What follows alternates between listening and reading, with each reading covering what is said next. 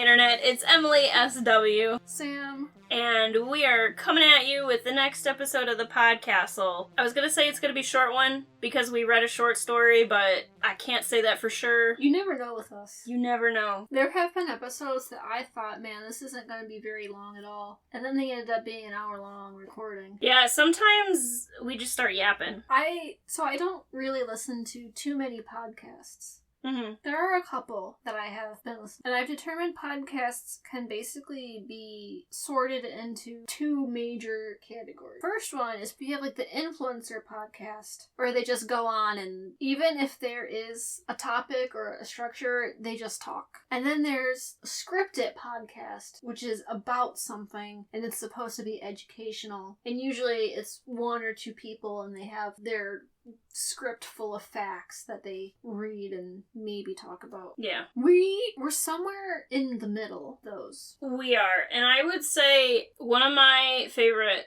podcasts is Red Web. And I think we're kind of in their vein. They're kind of in the middle. So Red Web was originally started by two people who worked at Rooster Teeth. Rooster Teeth, no more. R.I.P. But after Rooster Teeth shut down, they have all the rights and stuff to the podcast. So they still do the podcast just independently. They kind of have a similar dynamic, I think, to what we do, where they do mysteries, they do some murder stuff, they do some cryptids, ghosts, monsters, like urban legends, stuff like that. And so they have the facts and they tell this story based on either accounts or whatever. But they also have the banter and the inside jokes and all that stuff. And I think it's a good mix because it keeps it fresh. I'm going to say, too, I did also think the fact there are fiction podcasts where the podcast itself is a piece of fiction. Yeah. Like it's storytelling, but I'm going to put that in with the scripted podcast category. Yeah, well, that to me, too, like that's kind of like a radio play almost to me. Yes. Like, they're called podcasts, and I understand why, but to me, that's almost its own separate thing. Yeah, it's like a radio show.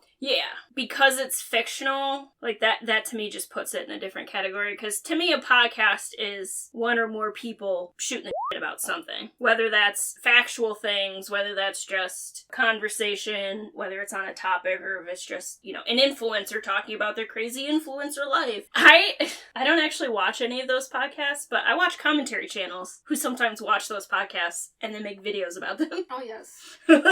Commentary videos are fun because it's very not low effort, but as a viewer, you don't have to put very much effort into it. It's just kind of silly drama that's got no real... It's low stakes. Low stakes. Depending on what you're watching. If you're just watching commentary channels that are talking about silly internet drama. Now, granted, this dips into more serious actual crimes, but I love to watch commentary about Colleen Ballinger to the point where, like, that's my litmus test. If I find a commentary channel and I'm like, I don't know if I like them or not, I'll find whatever they've done on Colleen Ballinger and I'll watch their commentary on it and I'll judge them based on that because I know so much about it.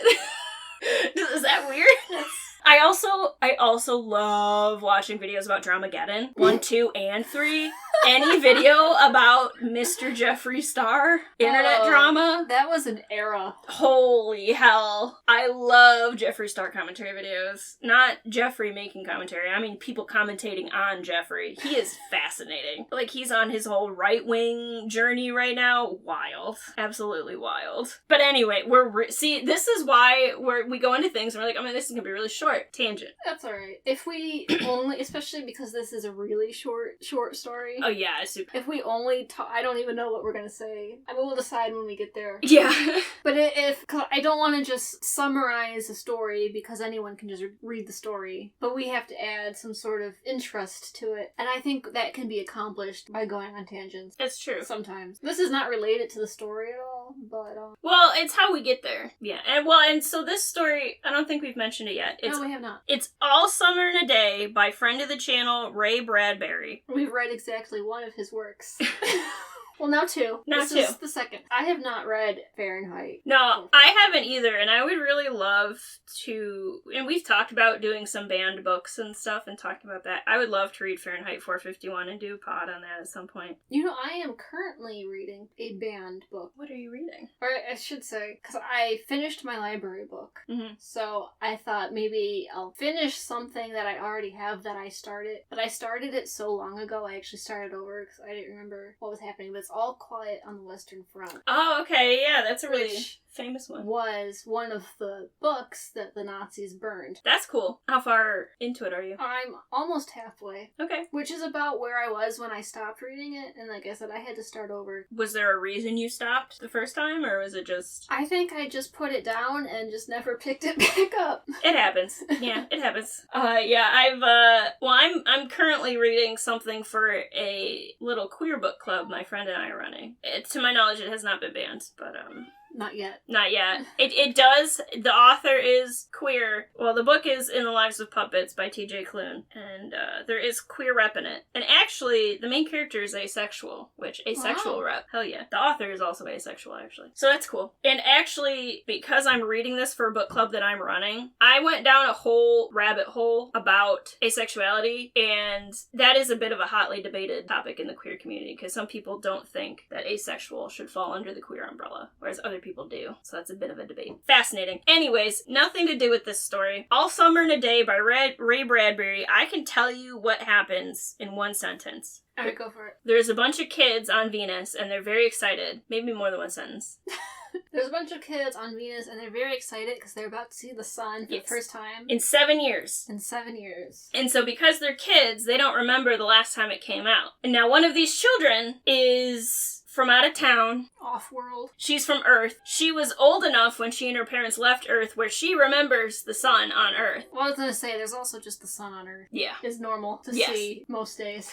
So, being on Venus, and now Venus, Ray Bradbury describes Venus as it rains all the time. It's cold, it's raining, stormy, gray, drizzly, miserable, constantly. Which is not at all what Venus is like. No.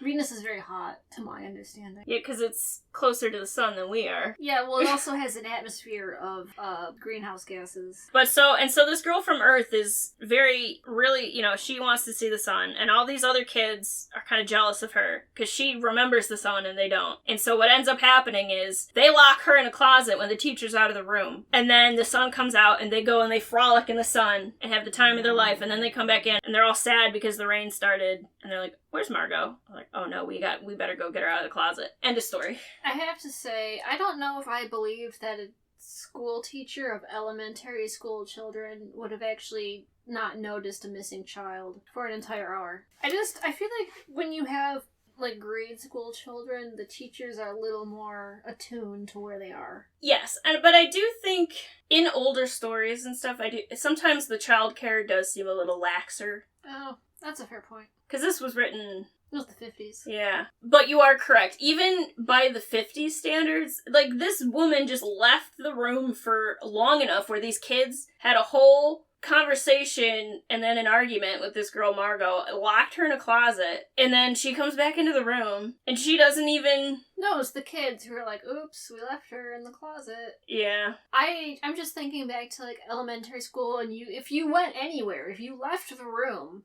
for any reason. Oh, you had an as escort. A class, you would be lined up. Mm-hmm. The teacher was probably counting to make sure you were all there. Yeah, well, and especially, unless it's the beginning of the year, the teacher knows all the students. Yes. So, yeah. Yeah, I had that thought while I was reading. I was like, no, like, the teacher didn't notice for this really important big event. Like, very irresponsible. Very not good teacher. No.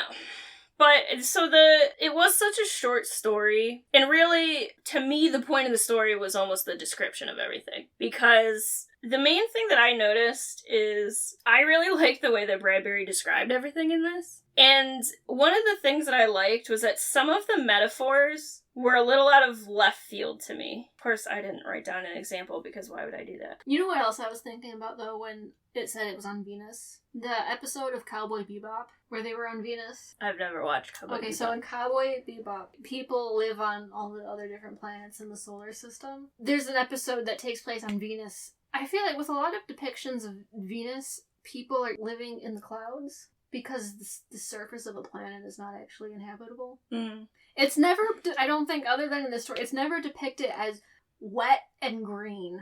Well, see, this isn't wet and green, though. It's wet and gray. Yeah, but it's still covered in plants. Yeah. I can't think of anything really that, I can't think of a whole lot of things that depict Venus. No, because it's not it's not really habitable. No. It's too close to the sun. It's too, yeah. And also, another thing I was thinking about was in my 6th grade class, the science teacher, she put all the names of the different planets on the table, and she was like, okay, pretend that something was going to happen. We couldn't live on Earth anymore. Which planet are you going to go to try to, terraform and make into the new Earth? Almost every single person picked Mars. Yeah. Yeah. It has water. Mm-hmm. I mean, it doesn't have the same atmosphere, but there's potential there. We keep saying, oh, maybe there was life on Mars. There's life on Mars. There's faces on Mars. Mm-hmm. It has that reputation for being... Well, we've been there. Not we, but... Yeah, robots. Humanity has been there, sort of. And my teacher kept trying to say, why Mars is only half the size of Earth. Why wouldn't you go to Venus? Venus is about the same size as Earth. And I was like, well, you can't. Yeah. Yeah. Short answer, you can't. Yeah, there was also, too, at the time, they were, teaching us about, greenhouse gases and global warming. One of the things I remember being shown is they were talking about how Venus is, the absolute extreme of global warming because the atmosphere is mostly, carbon dioxide? Yeah, I think so. Yeah, and so Bradbury, now again, Bradbury's writing in the 50s, clearly did not, they did not have this knowledge of Venus, or he just wrote this on a whim and didn't care. I'm gonna go with he probably didn't terribly care a whole lot. Yeah. Now see, even Mr. Wells had his aliens coming from Mars. Mm-hmm. I found the metaphor. Oh, yeah. So sometimes at night she heard the other children stir in remembrance, and she knew they were dreaming and remembering gold or a yellow crayon or a coin large enough to buy the world with. The yellow crayon thing really stuck out to me as an odd metaphor, because crayon is a very childish implement. And there were a couple other instances in this story, too, where I thought his choice of metaphor and simile really added to the idea that, this isn't a first-person narrative by any means, but it is centered around children, and children are the main character. So I thought the way he wrote it did lend itself to kind of a child's frame of reference, I guess. And I also thought the cadence of the writing, I feel like a child could read this. I don't think a child would want to read this. But so I really liked the way it was written. However, the language I wrote in my notes, it has a tumbling quality. And to me, that was just the way the sentences were formed. He would have these kind of long sentences with lots of commas and interspersed with shorter sentences, which is another thing you see a lot in children's writing, juvenile fiction. But the story is really horrific in a very understated way. Yeah, we don't really linger too long on the bullying. No, we get this lush description of, lush. We get a very descriptive, flowery description. Oh my god. You know what? He described Venus as kind of being like a wet sponge. Basically. But an old, dirty one. Yeah, an old, dirty, gray sponge, and he describes the rain being constant, and it's constant drumming on the roofs. Constant noise that everyone lives with. So we get that description. We get this description of the kids and what they were learning about. They were learning about the sun leading up to this big event because the scientists predicted it. That was the big thing. The scientists can predict when the sun will come out, and so that's how they knew to be prepared, and that's how the teacher did all their lessons and all this stuff. And this girl, Margot, is just getting bullied for being different from them. She's originally from Earth. She was not born on Venus like the other kids. And she's different from them. She doesn't go along with them when they want to go explore in the tunnels or anything like that. She won't go. So they kind of don't like her. She's an outsider. This story, again, he doesn't linger on it. But the cruelty of children really is... And, I meant to look this up before we started, and I completely forgot. But children don't actually, develop in their brains, the capacity for empathy until pretty late.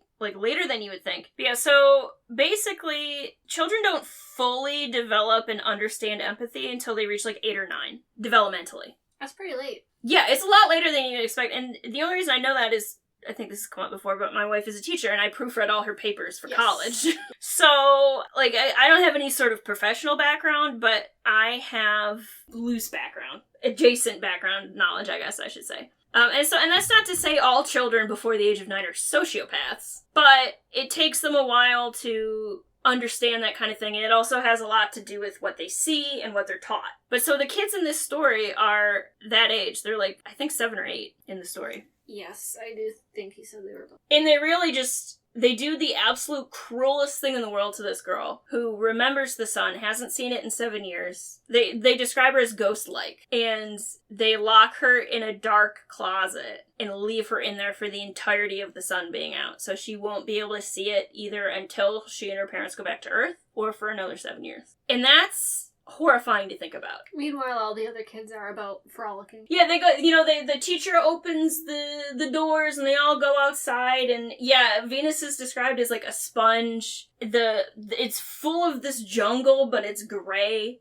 That was another one of the metaphors that stood out to me. He described it as like the color of ash in rubber, which wild. He was describing the rain. He used a lot of like crystal, crystalline drops. So in my head, before he described the grayness, I was picturing almost like a Sailor Moon, like the Moon Kingdom, very blue and silver. Oh, yeah.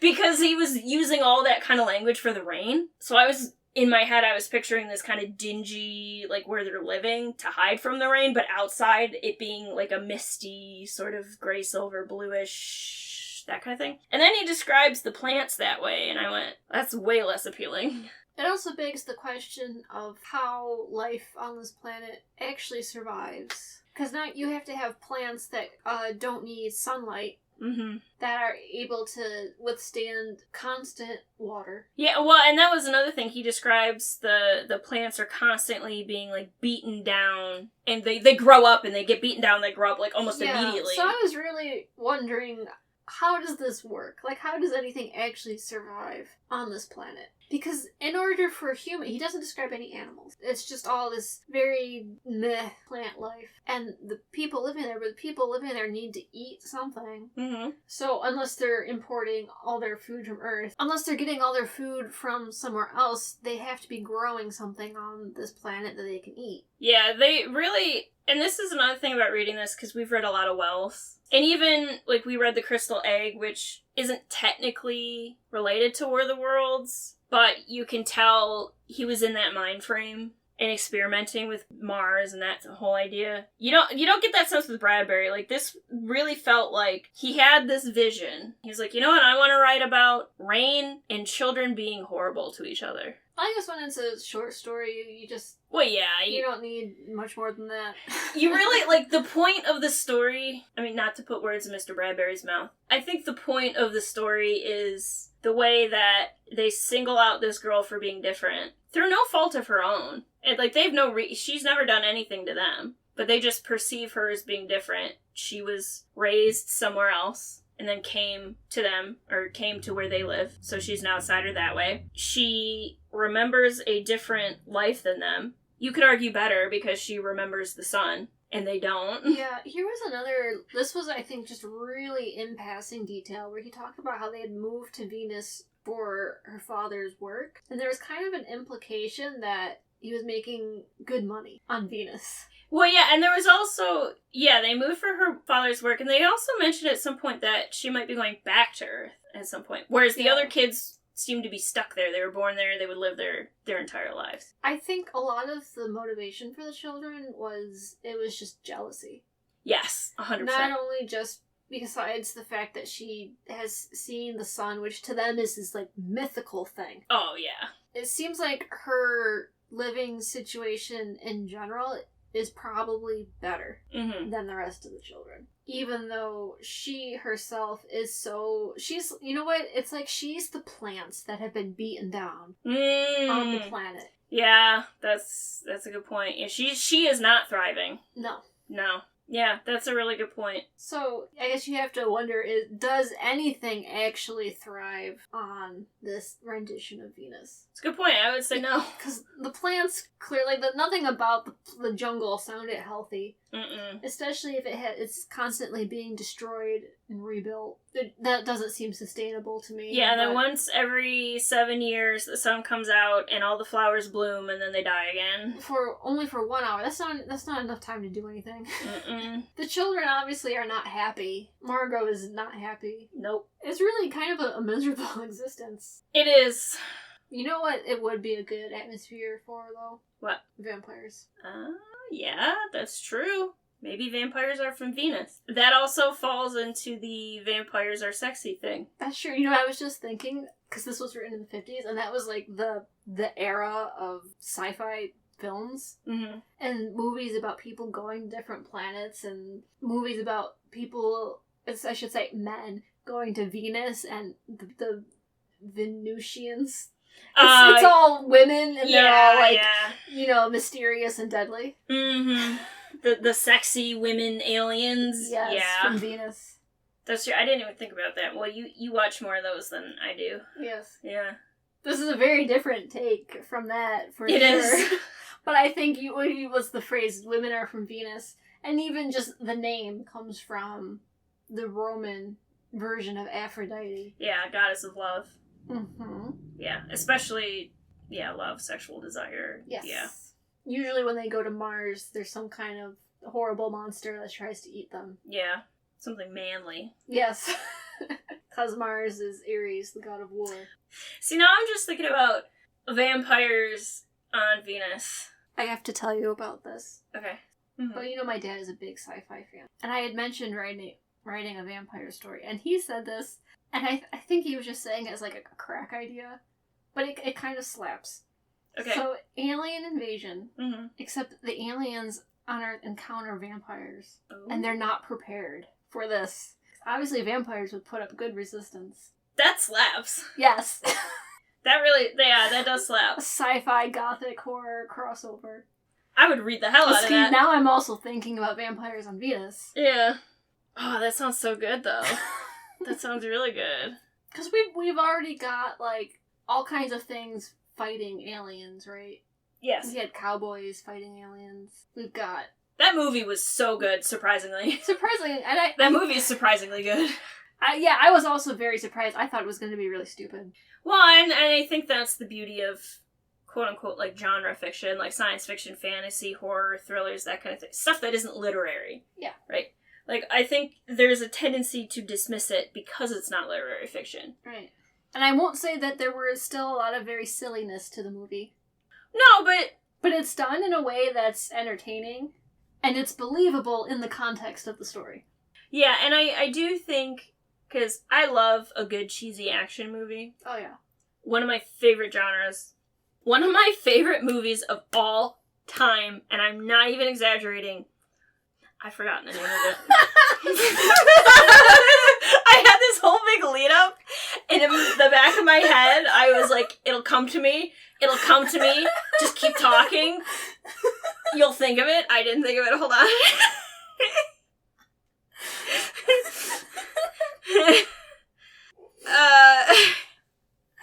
Can we get some hints?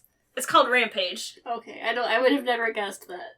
No, well, it's really easy to Google because it's got Dwayne "The Rock" Johnson in it, and a albino ape that gets very large. Okay. Like King Kong City, just bigger than King Kong City, destroying size. The reason that movie is one of my favorite movies, well, first of all, I went and I saw it in theaters with my dad, so I have, good memories, whatever. But the movie itself, while being like a cheesy kind of science fiction action flick where the whole thing is Dwayne "The Rock" Johnson, huge, big bodybuilder muscle guy, is this conservationist, works very closely with this albino gorilla at, in the United States in some sort of facility, because obviously the albino gorilla can't live out in the wild. He would be killed. And he and this gorilla have this, great relationship. The gorilla knows sign language, all this stuff. And then this evil science corporation is making bioweapons that essentially turn animals or humans or whoever into big, scary monsters. Mm. It's very Resident Evil, which is also another reason why I like it. That keeps coming up. I love her, yeah. But so, essentially, the plane, something happens and a bunch of these vials of the evil rampage virus get dropped on a whole bunch of places. One of them is this big friendly albino gorilla that Dwayne "The Rock" Johnson works with. And then there's, like, a crocodile, there's a wolf that gets hit, I think there was one other animal, and I don't remember what it was. And so then, like, the whole movie is these animals turning giant and then rampaging. Oh, that makes sense. Hence the name. But it has a lot of heart. And it's cheesy. It barely makes any sense. Logic? Not really. The bad guys are basically just bad guys to be bad guys. Standard, evil, whatever. But it was just so like, the Dwayne "The Rock" Johnson is, like, kind of fighting the gorilla because he's going on a rampage, but also, like, I gotta, it's not him. I gotta save him. And I don't know, it was just very touching. And, in the end, it doesn't need to be highbrow. No. That was the point. I don't know, that was such a tangent. That's alright. But anyway, back to the story. I don't have anything else to add about the story, actually. I was having more fun with our tangents. Yeah, well, I think the conversations that these stories allow is the fun of doing this podcast. That's true. That is a good point. Especially with something that's very short like this and very to the point. Kids mean. Yeah, so on the subject of the podcast, though, I did get a little bit of feedback about the last episode. Oh, the Dean Koontz? Yes. What was the feedback? Do more roasts. Okay. Alright. So, I can't say that I agree with that because that requires us purposely reading books that are not good. Yeah, I don't really want to go out of my way to read something that I know. No. So here's the deal. We won't purposely do more. But if we read something and it's bad, we'll let you know. Well, if it's bad in an entertaining way. Yeah. We should say that. Because sometimes things are bad because they're just bad. And there's nothing to talk about. It's just like... That's not the case with us, though. We always have something to talk about. No, and the conversation that comes out of it, I think, is the fun part. Instead, sometimes not even talking about the story. Yeah. Talking about something adjacently related. That's true. That's very true. Gets your brain going. The whole thing of, like, media literacy is making connections. That's like, right. Being able to make connections between this event in history and this current event that's happening now, or, like, this thing in this book relating to something else, like, that's how an informed person goes through life, and that's how we're able to make the world better. Theoretically. So you do raise a good point. I mean, I've been having a lot of fun falling down these rabbit holes. Like, I fell down the Tolkien poetry rabbit hole for that episode, and I'm still half in it. I'll be honest. Like, I have my friend who's super into Tolkien. Like, she sent me an article the other day that she read. It's like, oh, we were talking about the Tolkien poetry, and I wanted to send this to you because it was about Tolkien and his poetry. It's deepened my connections with people. So is it a rabbit hole or is it a hobbit hole? Ah, I see what you did there. You're not just falling into it, you're actually building a house. That's true. That's true. Alright, well, hopefully you enjoyed this episode. This short story, we read it online. Yes, it was through an archive copy of the magazine that it was originally published in, which was like a sci-fi magazine. Yeah, it's on the Internet Archive. I don't remember the name of it offhand. Again, it's short, and I really do think he did paint a really great picture of... There was a lot in there for the length. So it really almost was like a study, you know how artists do like little studies of things? Yes. That's almost what it felt like to me. We're going to read more Bradbury in the future, so stay tuned for that. If you have any favorite Bradbury, let us know. Yeah, or sci-fi recommendations. Yeah, that's true. I rewatched the Star Wars movies recently, so I've been really into sci-fi. Yeah. We can branch out a little bit. So, you had mentioned you picked this story because we're now in June, so we're now heading towards summer. Yeah. And in the title is a little bit misleading. Yeah. It was all summer in 1 hour. Yeah. Not one day. And plus... the setting isn't super summery. Although, I mean, spring is very rainy, and then you go into summer, but... And it can still be very rainy. Yeah. Depending. Usually the rains don't last for... You know what it was like? It's like in Game of Thrones, where winter lasts a bazillion years. Yeah. Winter is And coming. then summer lasts a bazillion years. Mm-hmm. Similar, but not quite. Yeah. That's another thing. That universe is not sustainable. What do people eat during the winter? You can't just eat animals, because the animals also have to eat. Yeah. And most food animals are herbivores. Well, yeah, you would have to look... If you were gonna make a world like that, sustainably / realistically, whatever, you would have to look at people who live in very northern climates, like Alaskan people, some of the native Russian peoples who live super far up north in Russia. Yeah, but they rely heavily on the ocean. They were like, yeah, most of it's, ocean. Yeah. Which was not the sense I got from the Game of Thrones universe. No, the ocean in Game of Thrones is in the south portion of the... Yeah, leave any recommendations you got for anything, but, yeah, I've been on a sci-fi bent, and I finished the Star Wars movies, and I'm kind of in the lurch, so... let us know what you thought. Let us know if you like the rambly videos like this, or if you prefer the more structured talking about the stories more analytically. I mean, we do... I feel like we're kind of getting into a groove where we have a mix. Yeah. So, I kind of like that, because when we're not going into things super analytically, it's a little easier.